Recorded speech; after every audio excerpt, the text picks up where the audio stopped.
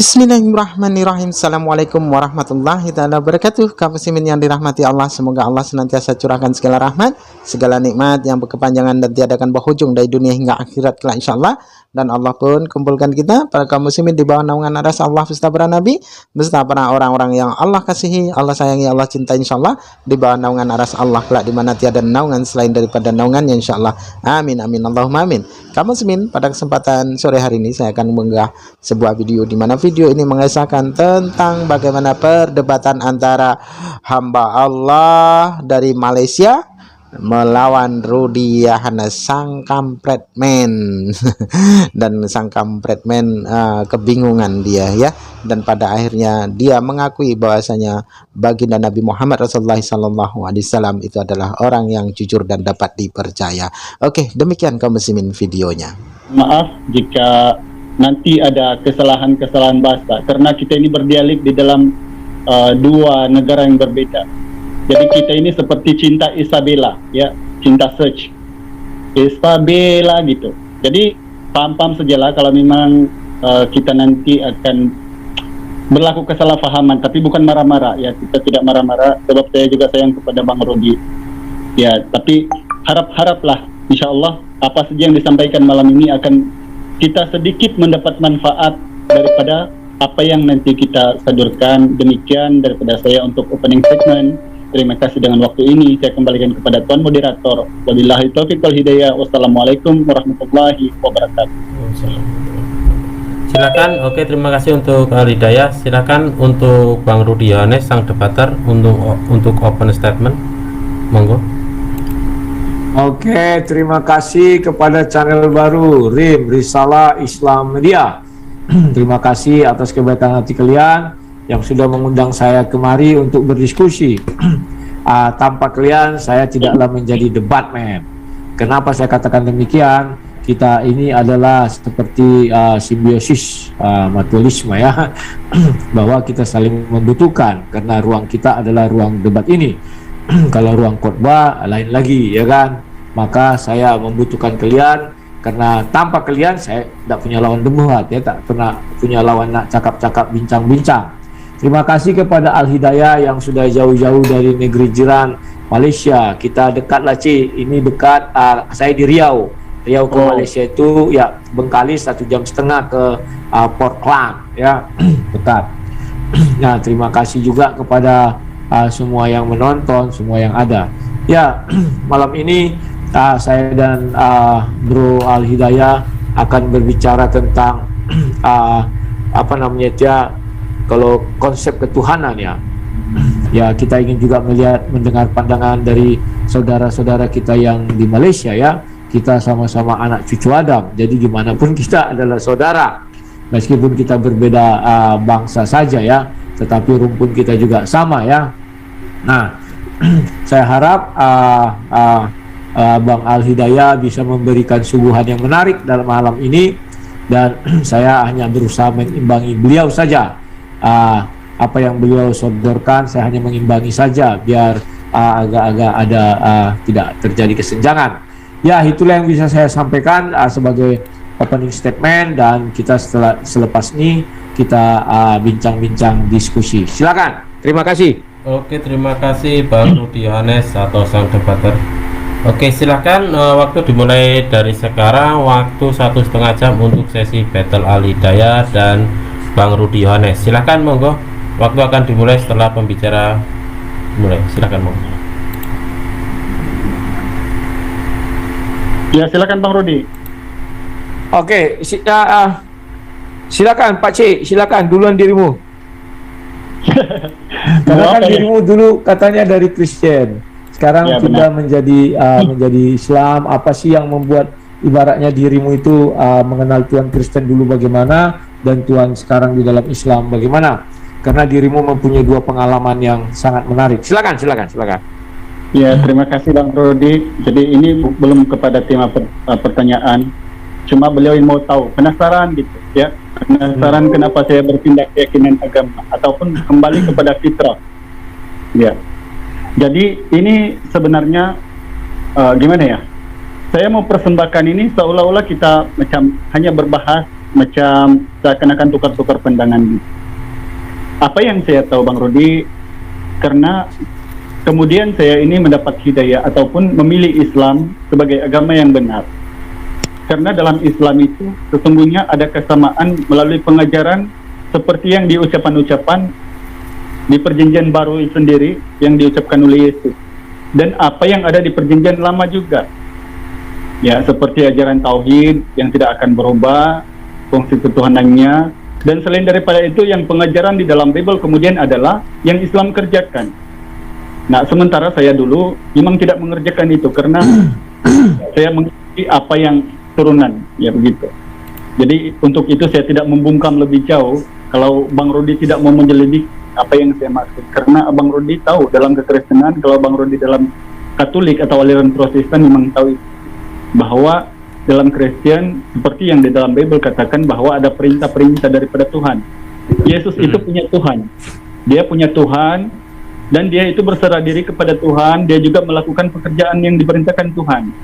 Jadi selain daripada itu, ajaran-ajaran yang dipenuhi kemudian di dalam Bible, walaupun tidak secara langsung pengajaran itu, tetapi melalui perbuatan Yesus itu yang dikerjakan oleh orang Islam seperti halnya bersujud dan berdoa, berpuasa, bercuci tangan dan kaki kalau masuk ke kemah pertemuan, mengajar perempuan untuk bertudung, lalu kalau mati itu harus dikafani, ya, bukan keranda.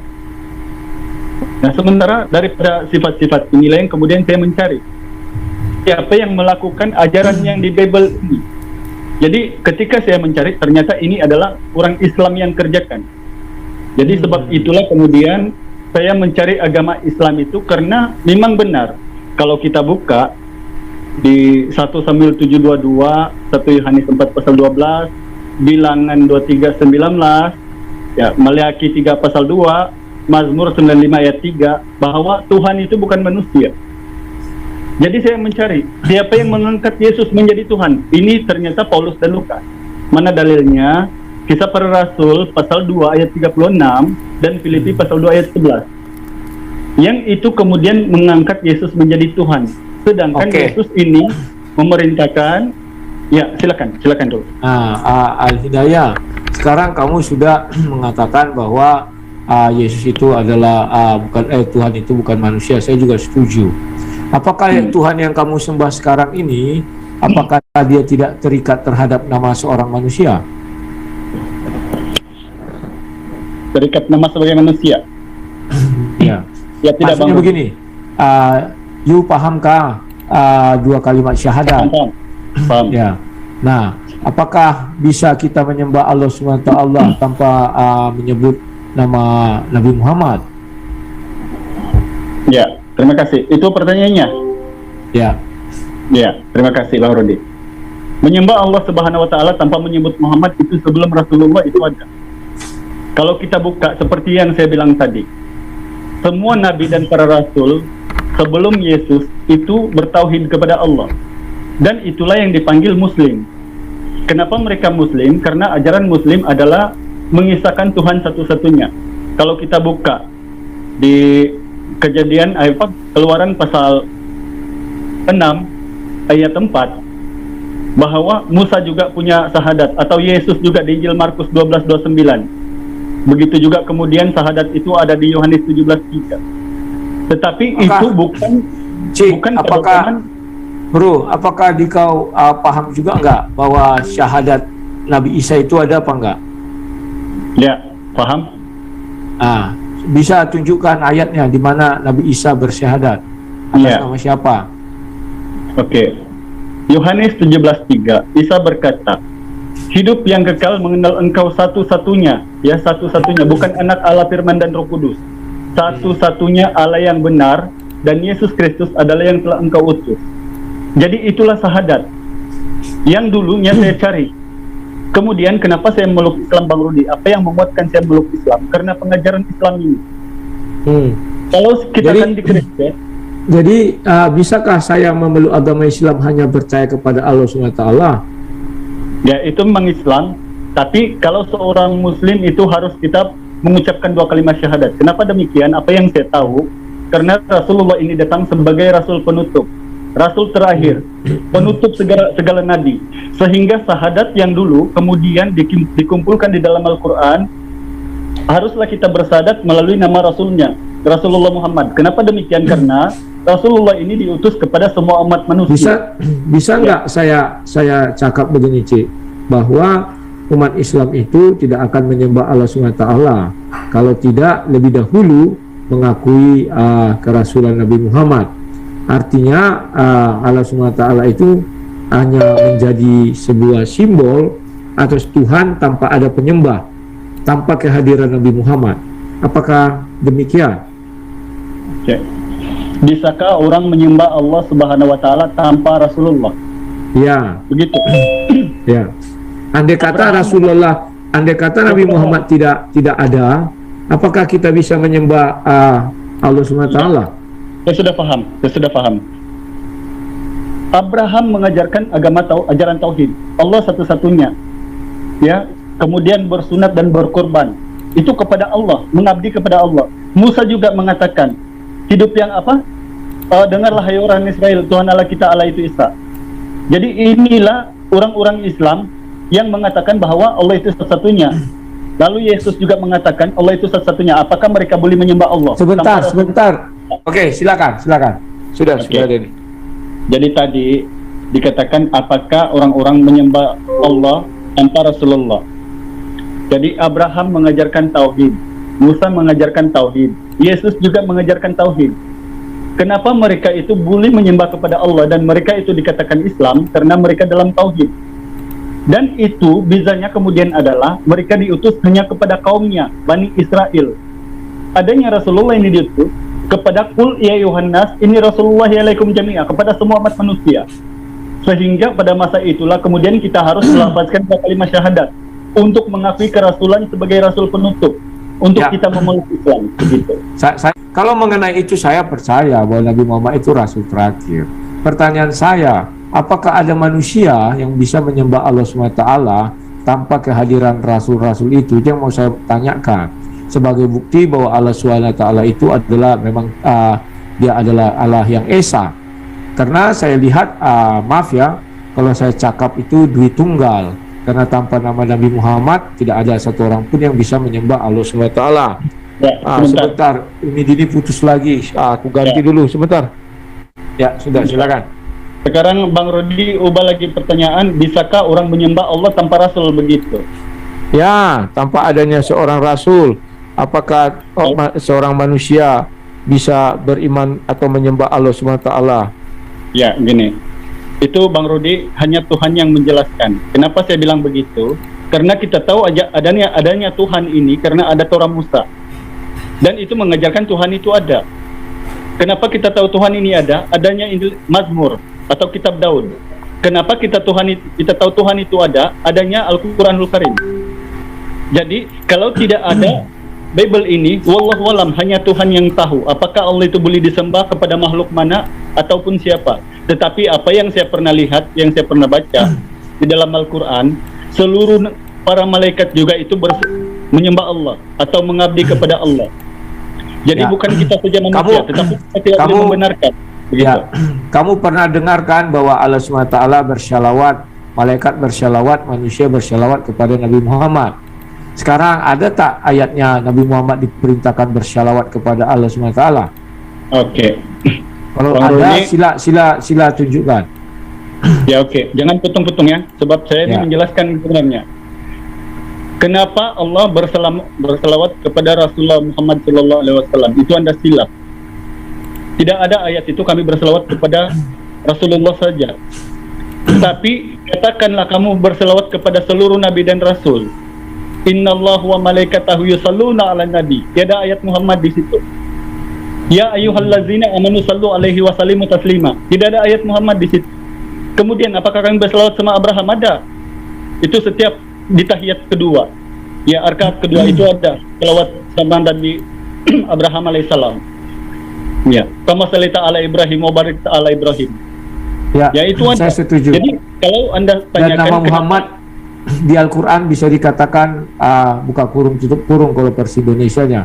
Artinya nama Muhammad ini boleh seperti Anda bilang itu boleh dikatakan hampir tidak ada atau sedikit ya kalau di dalam Al-Quran, karena ada juga mengatakan itu Nabi, bukan merujuk kepada Nabi Muhammad. Tetapi dalam tafsir terjemahan bahasa Indonesia itu dikatakan Allah bersalawat kepada Nabi Muhammad, malaikat diperintahkan juga bersalawat kepada Nabi Muhammad, dan manusia juga bersalawat kepada Nabi Muhammad. Tetapi tidak ada Nabi bersalawat kepada Allah SWT. Ini sesuatu hal yang sangat mengejutkan bagi saya. Mengapa Allah sampai bersalawat kepada Nabi, tetapi Nabi tak ada bersalawat kepada Allah SWT? Sebenarnya siapa yang Tuhan dan siapa yang pengikut? Silakan. Ya, kalau pertanyaan Anda begini, kita boleh menganggap saja bahwa semua Nabi dan para Rasul itu adalah Tuhan, kan begitu? Sebab kita bersalawat kepada Nabi dan para Rasul, kan di situ jelas. Innallaha wa malaikatahu yusholluna 'alan nabi. Bukan innallaha wa malaikatahu yusholluna 'alan nabi Muhammad, tidak ada. Yusholluna 'alan nabi, semua nabi, bukan kepada Muhammad sahaja. Jadi kalau demikian pertanyaan Anda, perlu kita menuhankan nabi itu. Ya, tapi kenapa kemudian itu tidak dibenarkan? Karena cara kita mengagungkan Allah itu dengan cara lain. Sebab Allah itu maha gaib. Sebab itulah Allahu Akbar, walillahil hamd. Tuhan maha suci dan maha besar. Itulah cara kita mengagungi Allah. Kemudian setiap kali pekerjaan kita mulakan dengan Bismillahirrahmanirrahim, dengan menyebut nama Allah yang maha pengasih lagi maha penyayang. Itulah cara kita kemudian mengabdi, memuji diri selain daripada melakukan ibadah sholat. Nah, saya Bang Rudi sudah ketarik bahwa Anda sudah bertanya daripada berbagai-bagai versi, ya, dan harap-harap kita di sini Anda sudah paham apa yang saya jelaskan. Saya beri Anda peluang sedikit lagi bertanya sebelum saya bertanya kemudian. Coba Anda tanya lagi tentang versi apa saja. Ya, saya masih tetap pada konsep itu bahwa sekarang ini tak satupun manusia bisa menyembah Allah SWT tanpa mengucapkan 2 kalimat syahadat, dan itu sudah Anda sepakati. Karena kalau di Indonesia namanya rukun Islam. Rukun Islam yang pertama itu harus mengucapkan 2 kalimat syahadat. Tanpa mengucapkan 2 kalimat syahadat, Allah itu tidak akan ada yang menyembah, dan orang tidak akan tahu bertuhan kepada siapa.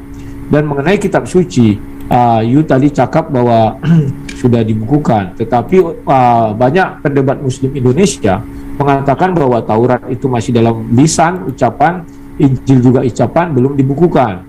Sila tanya nanti orang-orang Indonesia, pendebatnya terutama pendebat Muslim, mereka sering mengatakan Injil itu belum dibukukan, tetapi yang ucapan daripada Nabi Isa itulah namanya Injil, bukan yang ditulis dalam bentuk buku. Demikian juga Al-Quran. Saya juga nak bertanya pada you bahwa Al-Quran itu dari Allah SWT. Bisa nggak you buktikan bahwa itu dari Allah SWT? Apa standarisasinya?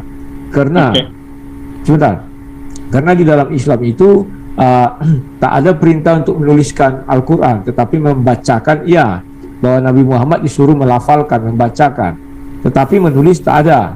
Sehingga siapa yang menulis kita nggak tahu. Apakah dia menulis dibimbing oleh Allah SWT atau dibimbing malaikat Jibril, kita tak tahu. Silakan. Oke. Bang Rudi, pertanyaan Anda selalu lari-lari ya, tapi saya masih ikut rentak. Di sini Anda bertanya pula tentang Al-Quran. Ya. Kenapa Al-Quran tidak perintah untuk menulis tetapi ada, kan gitu? Itu simple, sederhana mungkin. Bang Rudi, kalau Rasulullah itu berumur panjang daripada 600 Masehi sampai sekarang, tidak payah Al-Quran itu ada. Mana mungkin Rasulullah itu mengajar dengan bibirnya sedangkan dia sudah mati. Sebab itulah beza kemudian dalam Al-Quran dengan kekristenan. Sebab di dalam kekristenan, Injil Yohanes 14, 16 sampai 17 itu ada penolong lain, Roh Kudus. Sedangkan dalam Al-Quran itu ditegak oleh agama itu musyrik. Sehingga adanya kita mengenal Tuhan, konsep Tuhan karena adanya Bible dengan Al-Quran, kan begitu. Kalau saksinya yang kita minta itu sangat lemah sekali. Apakah kita pernah melihat wajah Yesus? Tidak pernah. Apakah kita pernah melihat Muhammad? Tidak pernah. Tapi kita ukur dari pengajarannya, apakah itu benar, valid atau tidak, sesuai dengan logika manusia atau tidak. Bagaimana sesuai atau tidak? Saya bagi sesimpel mungkin. Dalam surah An-Nisa ayat 82, Allah berkata, tidakkah mereka mengetahui Al-Quran jika sekiranya mereka Al-Quran bukannya datang daripada Allah, mereka akan mendapati ayat-ayat yang bertentangan dalamnya. Nah, kalau Bible di luar kepala saya bilang Kita buka Galatia 6 pasal 5 ayat 2, kata Paulus, bertulung-tulunganlah menanggung bebanmu. Galatia 6 pasal 5 baru 3 ayat. Di antara kamu saling menanggung beban masing-masing. Kemudian Kejadian 6 pasal 19-20, 1 ekor burung masuk ke dalam bahtera Nuh. Kejadian 7 pasal 2, 7 ekor burung ke dalam bahtera Nuh. Itulah yang aslinya yang kita cari. Dibuktikan dalam Al-Quran. Kalau Anda meminta bukti dan saksi, ini dengan simpel saya menjawab. Karena Jadi menurutmu dalam Al-Quran tidak ada pertentangan, begitukah? Iya. Jadi begini, sebentar. Saya sudah beri peluang untuk bertanya, beri saya peluang untuk menjelaskan. Saya belum bertanya lagi. Jadi pengajarannya itu Bang Rudi kita ukur. Contoh, ada beberapa kekeliruan yang tidak valid, yang tidak masuk logika saya sendiri pribadi. Yesaya pasal 7:20 contohnya. Pada masa itu dengan pisau cukur yang dipinjam dari seberang sungai Efrat, yaitu Raja Asyur, Tuhan akan mencukur bulu paha dan membutakan kepala. Jadi apakah ini firman Tuhan? Sehingga Al-Quran itu mengoreksi di surah Al-Baqarah ayat 79. Kecelakaan besarlah kepada mereka yang telah menulis Alkitab dengan tangan-tangan mereka sendiri, dan kecelakaan besarlah atas apa yang mereka telah usahakan sendiri, yaitu perpuluhan. Sebentar, Ci. Oke, Kau tadi sudah mengatakan bahwa kecelakaan bagi orang yang menulis Alkitab. Itu bukan Alkitab loh, tetapi kitab suci maksudnya. Demikian juga yang menulis Al-Quran, itu kecelakaan bagi mereka yang menulis Al-Quran. Karena tak ada perintah untuk menuliskan Al-Quran, yang ada untuk membacakan. Jika kamu mengatakan Nabi Muhammad itu dulu ada, tidak mungkin hidup sampai sekarang, maka ajarannya bagaimana? Nah, bagaimana dengan Nabi Musa? Bagaimana dengan Nabi Daud? Bagaimana dengan Nabi Isa? Mengapa ajaran mereka itu juga bisa ada? Kalau itu alasanmu, jadi itu tidak alasan-alasan yang dibuat-buat. Nah, kalau kamu bilang celakalah orang yang menulis kitab suci Al-Quran itu dituliskan oleh manusia, itu tidak langsung turun dari langit berupa kitab suci, tetapi manusia yang menuliskan. Nah, kamu tidak bisa memberikan saya bukti apakah ketika menuliskan kitab suci itu mereka dibimbing oleh Roh Kudus, mereka ditemani oleh Allah, sehingga apa yang mereka tuliskan itu benar 100% dari Tuhan. Silakan. Kalau kamu mau bertanya, silakan langsung saja ya, karena kita TikTok ini. Silakan. Belum. Saya belum bertanya. Saya suka untuk menjelaskan sebenarnya, sebab saya ini mualaf. Jadi saya lebih tertarik kalau Anda menguji saya tentang Bible. Saya lebih tertarik di situ. Hal pertama, apakah Al-Quran itu perlu dituliskan? Sekali lagi Anda ulang, apakah Al-Quran itu perlu dituliskan? Nah, sekarang saya tanya, kalau Bible itu apakah harus dituliskan? Sedangkan Al-Quran, Anda tahu, di dalam Al-Quran, dalam surah Al-Hijr ayat 9 ayat pasal 15, bahwa Allah itu menurunkan Al-Quran dan dialah yang akan menjaga keasliannya. Nah, sekarang kita tanya, keaslian Al-Quran yang dimaksud di situ adalah keaslian Al-Quran yang dilafalkan oleh Nabi Muhammad. Al-Quran itu tidak pernah dibuat dalam bentuk buku, tetapi ditaruh dalam hati Nabi Muhammad, sehingga itulah yang dijamin Allah SWT keasliannya. Ingat, Al-Quran bukan kitab suci itu mazhabnya, tetapi Al-Quran itu yang ada di dalam diri Nabi Muhammad. Adalah satu kekeliruan jika kamu bilang yang berupa buku itu adalah Al-Quran. Tidak, itu mazhabnya.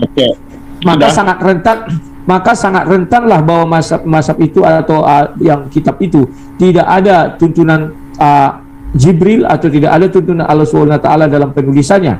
Itulah sebabnya Allah mengatakan, jangan kau tulis kitab suci itu dengan tanganmu sendiri, karena faktanya tidak satu kitab suci pun yang dijatuh dari langit melainkan ditulis manusia. Silakan. Oke, baik. Jadi Anda sekali lagi memipit bahwa meminta bukti dan saksi. Sekali lagi saya bilang, Rasulullah itu tidak akan hidup sepanjang tahun umur dunia, sebab dia pandai wafat. Sebab itulah kemudian dia menyuruh sahabat untuk menuliskan. Dan Al-Quran itu dibukukan pada tahun sekitar 632 Masehi, melalui kulit unta, daun-daun kurma, kulit binatang dan sebagainya, sebelum menjadi buku yang kemudian dibakar mushafnya yang asli, sebab takut akan berlaku penyelewengan penulisan. Nah, di sini saya tertarik kepada Anda. Saya mau tahu, dalam Bible ada tidak Anda pernah mendengar satu orang saja, katakan Yohanes, Matius, Markus, Lukas atau Paulus, dikatakan dalam Bible tidak pandai menulis? Coba kalau Anda bilang ada. Maksudnya bagaimana? Tidak pandai menulis? Tidak pandai menulis dan membaca, atau tidak pandai membaca. Kalau mengenai itu, kita sudah tahu bahwa yang menulis itu kan bukan bukan yang mengikut Yesus itu, tetapi memang murid-murid Yesus itu rata-rata pandai baca tulis.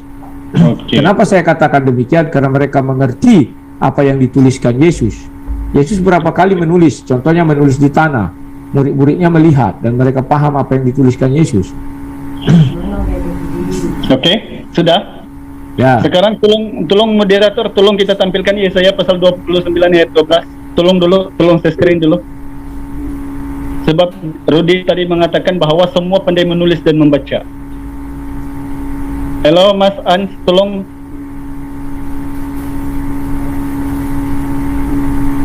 Ini kok kemana semua ya? Tidur ya? Oke, biar saya share screen saja. Kamu nak cari kitab apa? Yesaya berapa? Share screen apa, coba saya bantu. Apa itu? Yesaya 29 ayat 12. Yesaya 29 ayat 12. Dan apabila kitab itu, aku yang bacakan saja.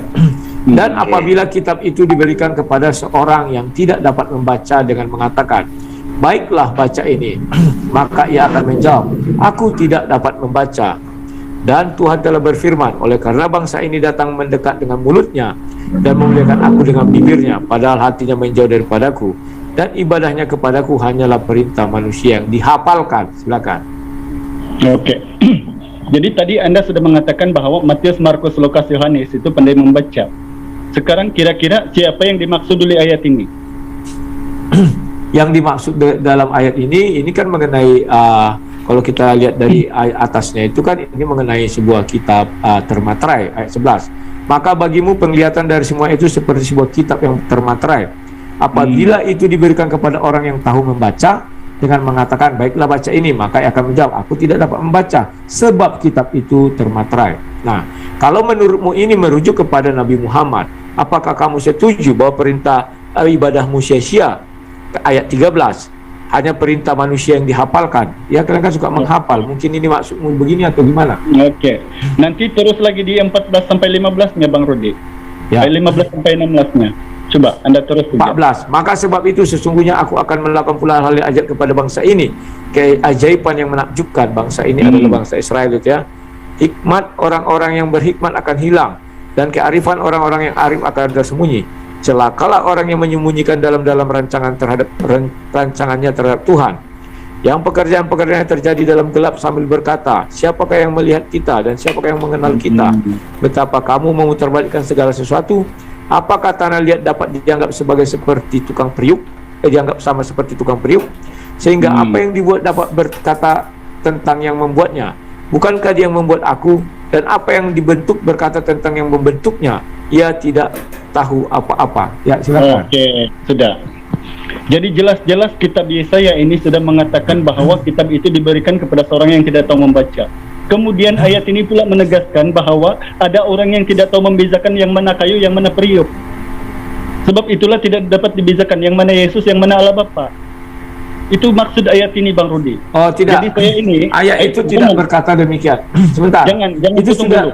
Sebentar, itu satu kekeliruan. Satu kekeliruan. Sebentar. Sebab ayat 12-nya kamu ayat 11 tidak membaca. Itu diberikan juga kepada orang yang bisa membaca. Tetapi dia katakan aku tidak dapat membaca karena kitab itu termaterai. Bukan itu merujuk kepada seorang Nabi Muhammad, tidak.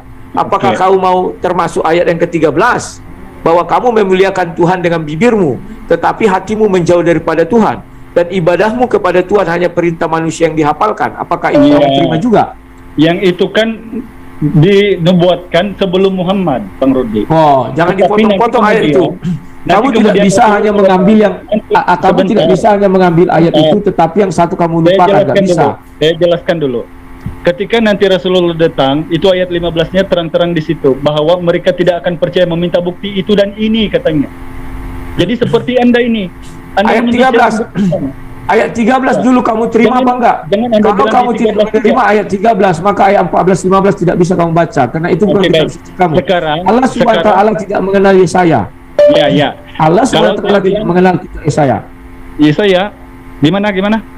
Allah SWT tidak mengenal Nabi Yesaya. Allah SWT tidak mengenal kitab Yesaya. Baik. Oke. Coba tampilkan Yesaya 43 pasal 10 ayat 11 sampai 11. Aku bacakan, kamu inilah saksi-saksiku, demikianlah firman Tuhan, dan hambaku yang telah kupilih, supaya kamu tahu dan percaya kepadaku, dan mengerti bahwa aku tetap Dia. Sebelum aku tidak ada, Allah dibentuk, dan sesudah aku tidak akan ada lagi. Akulah Tuhan, dan tidak ada juru selamat selain daripada aku. Akulah yang memberitahukan, menyelamatkan dan mengabarkan, dan bukannya Allah asing yang ada di antaramu. Kamulah saksi-saksiku, demikianlah firman Tuhan, dan akulah Allah. Ya, silakan. Apa yang mau diterangkan Sintu Al-Hidayah, silakan. Sekarang saudara, semua ayat Bible Anda bantah. Anda bilang tadi Allah tidak mengenali saya. Terang-terang dalam ayat ini Tuhan Allah yang mengenal dia, yang memerintahkan dia, mengatakan. Maaf Al-Hidayah, saya tidak mengatakan. Saya tidak mengatakan. Anda bilang Yesaya ini adalah Yesus. Saya tidak mengatakan Allah yang di dalam Bible, tetapi Allah yang di dalam Al-Quran. Sebab di Al-Quran Allah hanya mengenal 4 kitab. Pertama kitab suci Taurat, yang kedua adalah Zabur, yang ketiga Injil, dan yang keempat Al-Quran. Allah SWT yang di dalam Al-Quran tidak mengenal kitab Yesaya. Anda jangan mempelintir saya mengatakan Allah yang di dalam Bible. Tidak. Sekarang saya mau tahu, Yesaya itu nabi atau tidak? Yesaya itu nabi, tetapi bukan nabinya Allah SWT. Ya, nabi atau tidak? Nabi. Dalilnya mana? Ya buka saja kitab Yesaya kalau menurut ajaran Kristen ya. Dalilnya mana? Dalilnya Nabi Yesaya mana? Ya buka, bacanya kitab Yesaya itu dong. Gimana sih? Iya, dalilnya mana Yesaya adalah nabi dituliskan di Bible mo ya? Tunggu, kita cari dulu ya. Sebentar.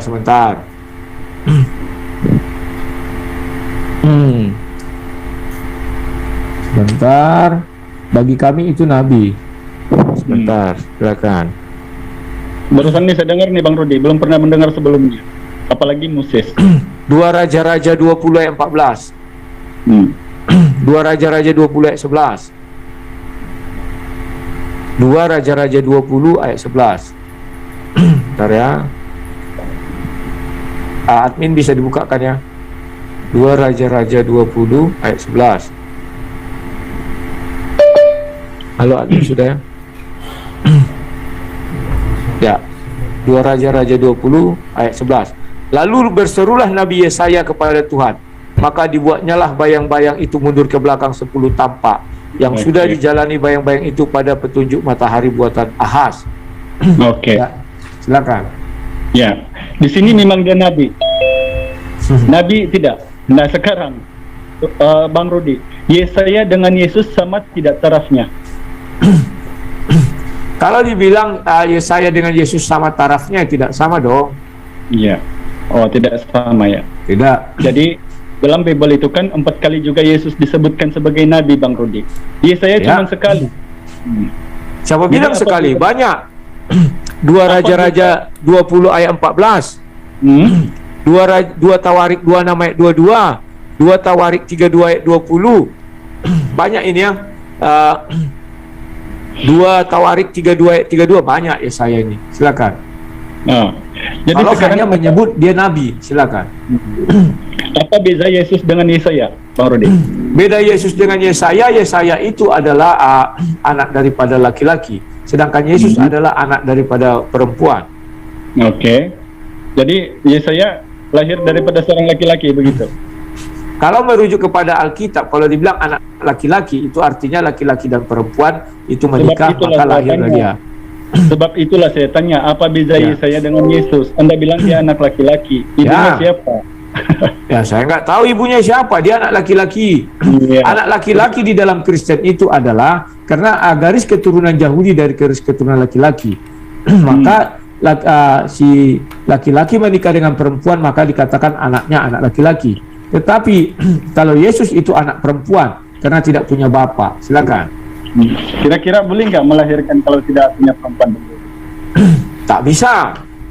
Jadi kira-kira Yesaya dari siapa itu? Ya dari ibunya lah, hasil persetubuhan bapak dan ibunya, maka dinamakanlah itu anak laki-laki. Yesaya tidak ada ibu ya? Jadi bapaknya saja ada. Dari mana tahu tidak ada ibunya? Ya buktinya tidak ada dalilnya. Kenapa nggak ada dalilnya? Ya. Dia anak Amos. Ada binnya di situ. Ada binnya. Amos itu siapa? Ya bapaknya lah. Ya, mamanya siapa? Ya kita nggak tahu namanya, tapi Sebab ibunya itulah pasti ada. Karena tidak ada dituliskan di situ bahwa Yesaya itu adalah keturunan perempuan, tidak ada. Keturunan perempuan hanya Yesus. Kalau disebutkan bin atau keturunan laki-laki dalam ajaran Kristen, pasti ada ibunya. Tetapi kalau keturunan perempuan itu tidak ada bapaknya. Hanya satu manusia di dalam dunia ini yang keturunan perempuan itu. Oke. Nah, sekarang Di sini saya kamu belum pertama menjelaskan tadi. Allah SWT mengenal Yesaya tidak. Allah SWT tidak mengenal Nabi Yesaya, tidak mengenal kitab Yesaya. Lantas kenapa kamu mengambil Nabi Yesaya itu sebagai nabinya Allah SWT? Ya, saya sedang menjelaskan sebenarnya, tapi Anda potong-potong. Sekarang yang Allah berfirman di Bible itu siapa? Itu dari mana Allah? Yaitu Bapa yang di sorga. Iya, siapa itu? Dari mana dia orang ambil perkataan Allah itu, Allah Tuhan itu? Kalau perkataan Allah itu bukan orang Islam yang pertama sekali, tetapi orang Kristen yang punya. Karena Kristen Arab lebih dahulu daripada Kristen Islam. Kristen Islam, Islam Arab. Iya, begini Bang Rudi.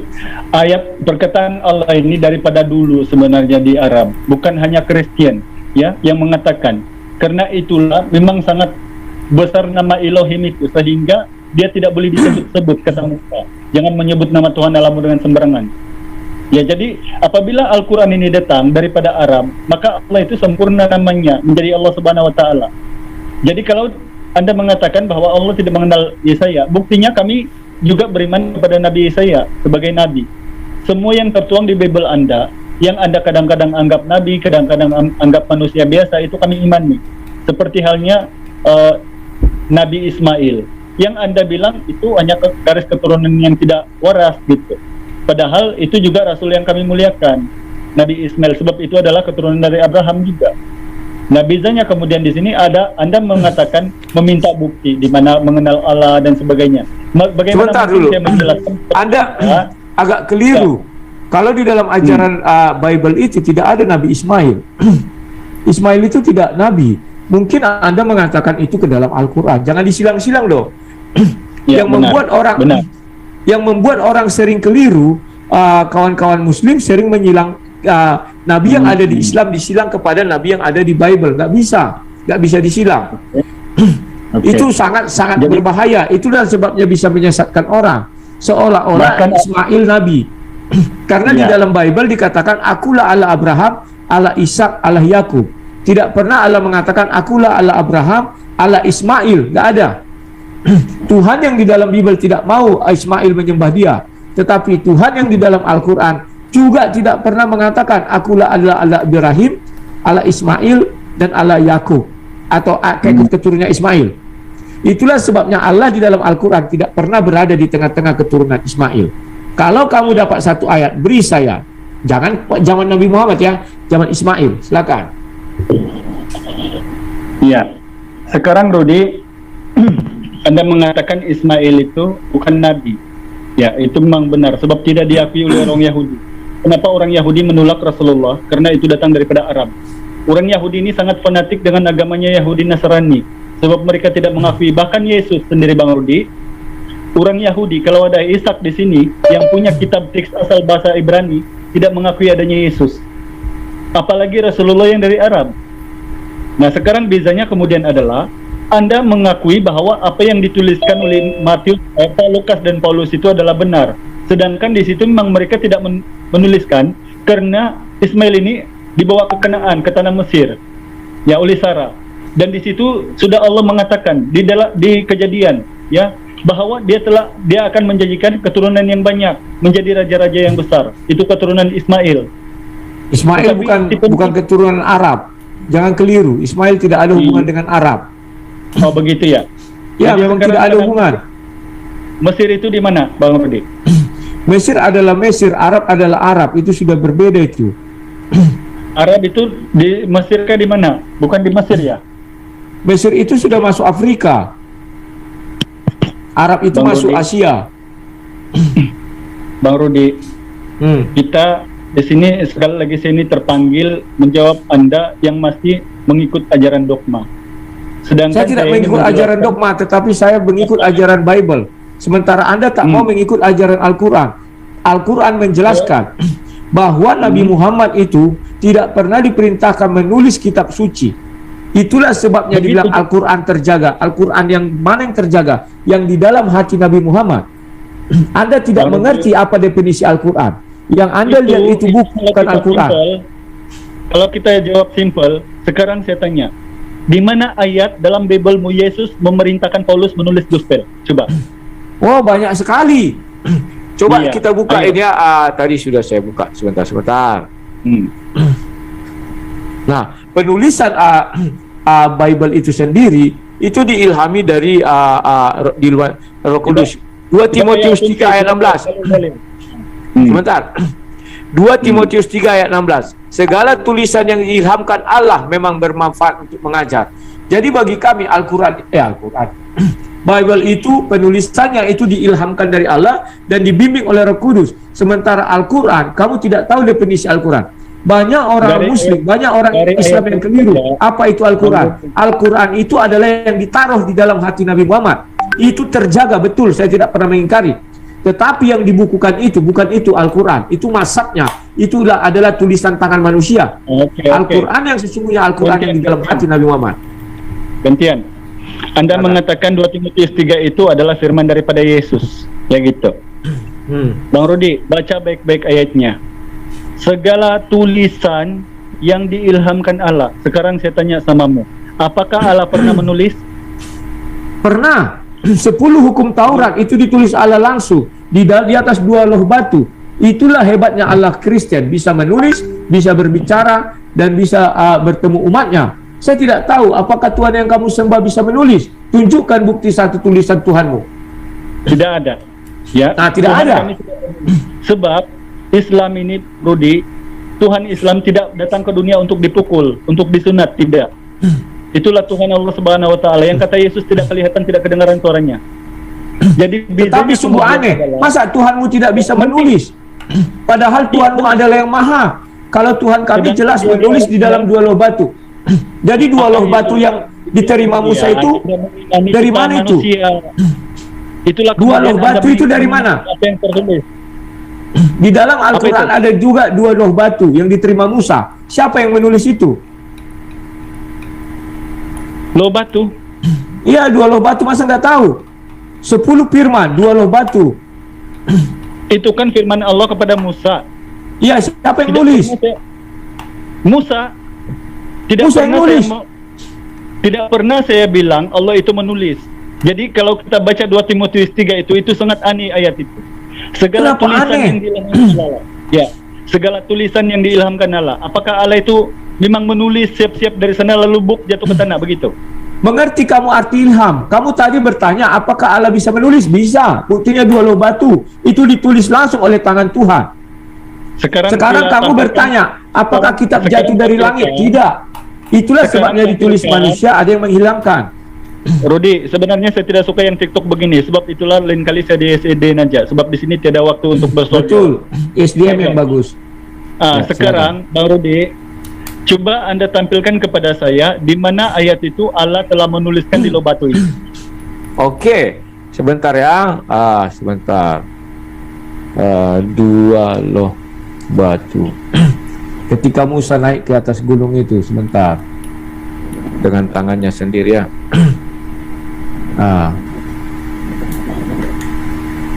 Keluaran 31 ayat 18. Keluaran 31 ayat 18. Iya, silakan dibaca. Aku bacakan. Dan Tuhan memberikan kepada Musa setelah ia selesai bicara dengan dia di atas gunung Sinai kedua loh hukum Allah, loh batu yang ditulis oleh jari Allah. Jadi itu Tuhan sendiri langsung menulis bahwa Tuhan kami pandai baca tulis dan bahwa nabi-nabinya pandai baca tulis. Saya nggak tahu apakah kamu mau mengatakan kesinkronan bahwa Allah SWT tidak bisa menulis, bahwa nabi juga tidak bisa membaca. Saya nggak tahu. Makanya kamu mengutip ayat saya itu tadi, saya nggak tahu. Iya. Sekarang Bang Rudi, untuk kita membuktikan Allah itu menulis atau tidak itu kita ukur daripada pengajaran yang tertuang di dalamnya. Apakah memang benar begitu? Jadi Tuhan itu berapa kali datang ke dunia? Jadi ternyata memang benar, sebab di Yesaya pasal 7 ayat 20 itu bahwa Allah itu telah meminjam pisau cukur. Jadi ternyata benar bahwa Allah ini pernah di dunia sebelum Yesus, sehingga dia meminjam pisau cukur di sungai Efrat, begitu, dari Raja Asyur. Jadi apakah itu Allah? Kalau bukan Konteks kesalahan ayat penulis. itu, Sebentar, Bang Rudi, interupsi dulu sebentar ya. Tadi mungkin ada yang lupa disampaikan. Biasanya Bang Rudi sama Umi kan seperti itu, Bang. Tidak menggunakan timer, tetapi selalu keywordnya adalah silahkan ditanggapi supaya oh tidak iya terjadi. lupa. Iya, seperti itu. Silahkan ditanggapi. Jadi nanti sebelum ada kata silahkan ditanggapi, partisipan yang lain jangan dulu membantah ya. Oke, Bang Rudi Siap. ya, seperti Ya, biasa siap. ya. Siap. Oke, makasih, silakan dilanjut. Yes, sebab makanya ketika saya menjelaskan baru separuh baru dipotong lagi, jadi dia katakan saya tidak jawab, padahal sebelum sampai. Karena lupa. Gitu. Maaf, lupa Iya, tadi harusnya jadi, kita buat iya. silahkan gitu. Iya, lupa tadi Bang Han lupa menyampaikan. Jadi begitu ya Bang Ali Daya, kalau sudah menjelaskan baru diakhiri dengan keyword silahkan ditanggapi ya. Silakan, ya. Oke, kita memberikan Silakan. kebebasan Silakan, Bang kepada Rudi. kedua partisipan. Oke, silakan dilanjut. Silakan Al Hidayah, silakan. Iya. Jadi apa yang mau jelaskan tadi ini?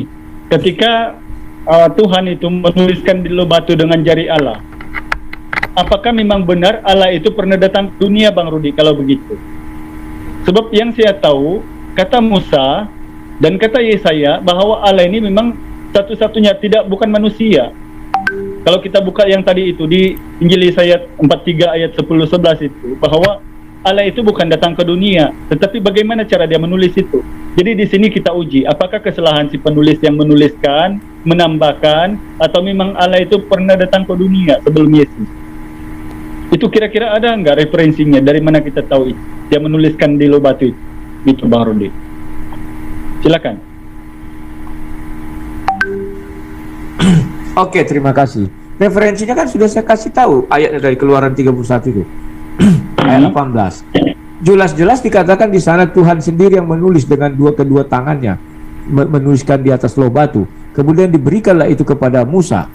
Tetapi Musa melemparkan dua loh batu itu ketika dia turun, dilihat orang Israel sudah menyembah sapi, patung sapi betina kalau kalian bilangnya, kalau kalian patung sapi dari emas itu, dilemparkannya pecah.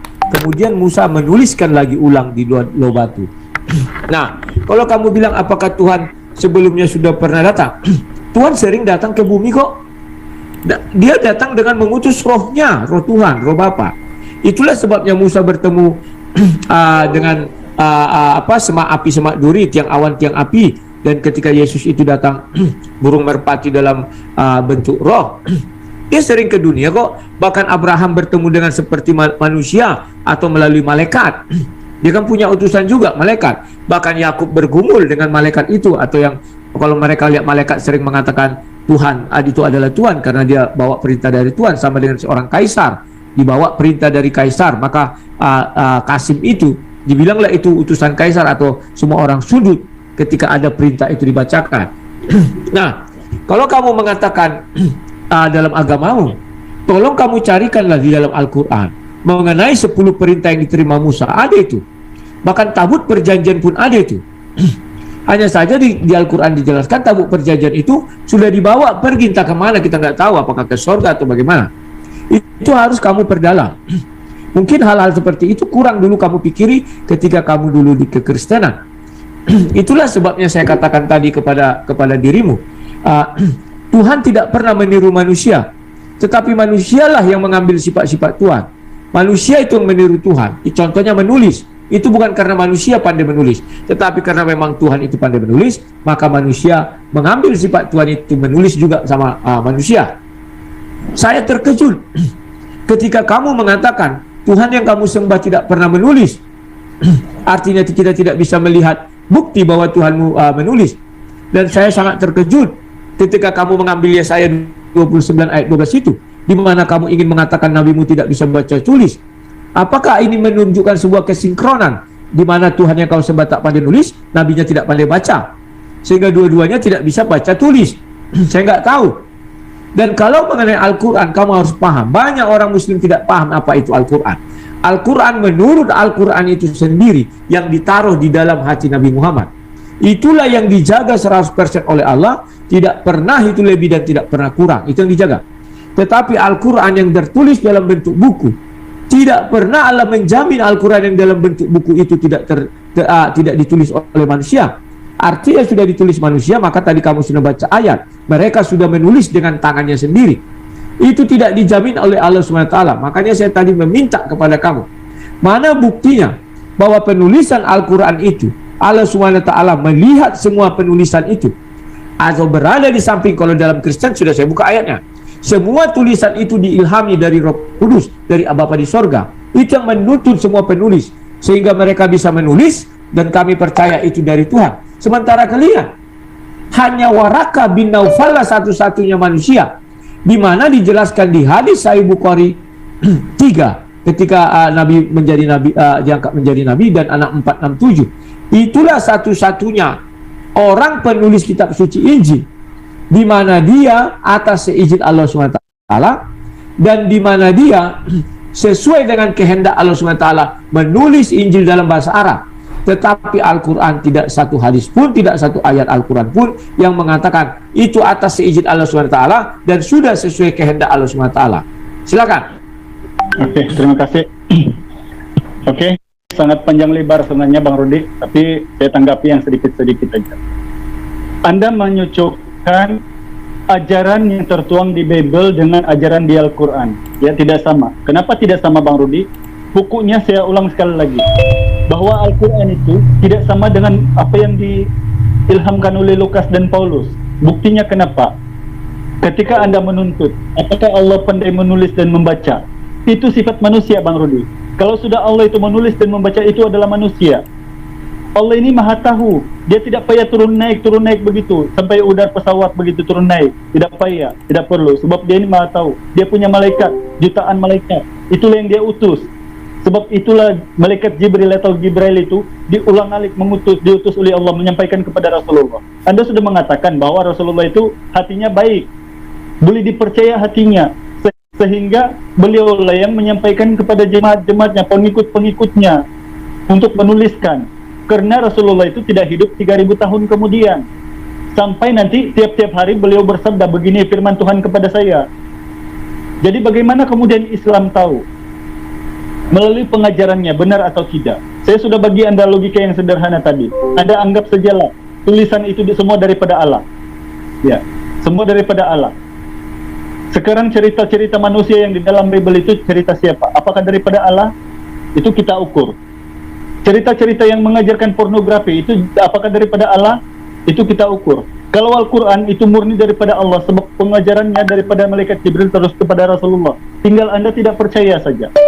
Mengenai, sekali lagi saya bilang, kenapa saya daripada Kristen lebih tahu daripada Anda sehingga saya meluk Islam?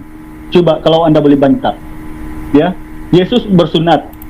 Dalam Bible 2 kali menyuruh melarang makan babi. Harus mencuci tangan dan kaki kalau masuk ke khemah pertemuan. Kalau mati nanti dikafani. Perempuan harus menudungi kepala.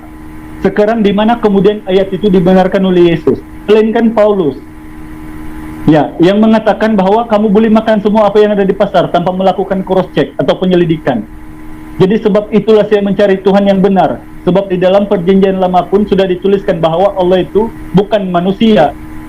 Jadi kalau sudah bersifat seperti manusia, turun naik itu bukan Tuhan, itu manusia. Sebab Allah itu kan memang maha besar, maha kuasa. Tidak perlulah kemudian dia datang ke dunia untuk disunat anunya, untuk dipukul oleh manusia, disalib dan ditelanjangkan. Itu sifat Allah yang lemah, begitu. Jadi kenapa saya memilih Islam? Kalau Anda masih meminta bukti, apakah Al-Quran itu murni atau tidak? Anda memang sudah dari tadi menganggap bahwa Anda tidak percaya. Tetapi apakah orang Islam yang Anda pandang sekarang ini, yang Anda lihat lebih baik daripada apa yang Anda kerjakan? Perintah di Bible-mu saya sudah jelaskan tadi. Ada 7 perintah seperti yang orang Islam perbuat.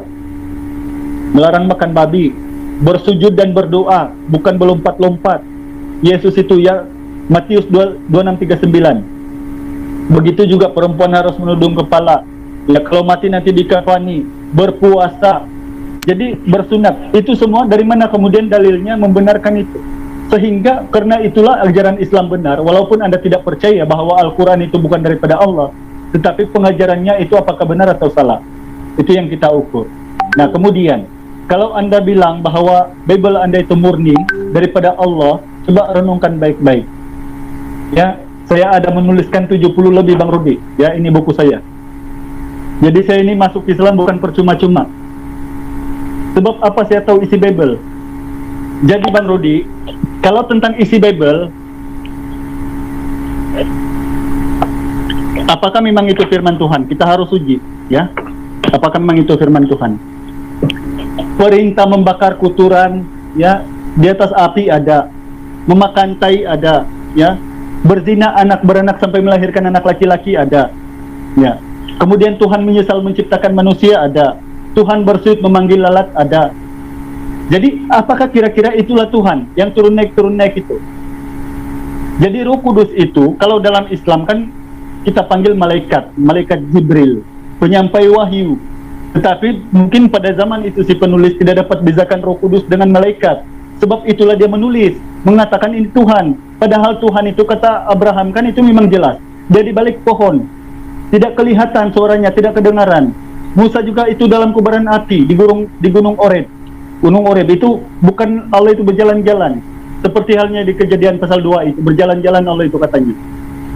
Jadi ada lagi dalam Bible ayat bahwa Tuhan berfirman dalam hati. Apakah memang Tuhan ini, orang manusia si penulis ini, tahu bahwa Allah itu punya hati, sehingga dia tahu bahwa Tuhan itu berfirman dalam hatinya, Bang Rudi.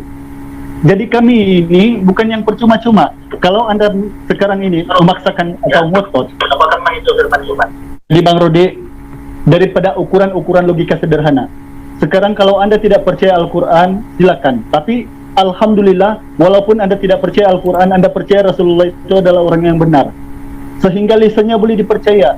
Sebab dia ini, Rasulullah ini tidak pandai membaca menulis. Sebab itulah Allah mengatakan di surah Al-Hijr ayat 9 pasal 15. Bahwa dia menaruhkan firmannya ke dalam hati Rasulullah. Sehingga dialah yang menjaganya kemudian untuk menyampaikan lisan itu. Kemudian, sebentar. Kita buka lagi ya.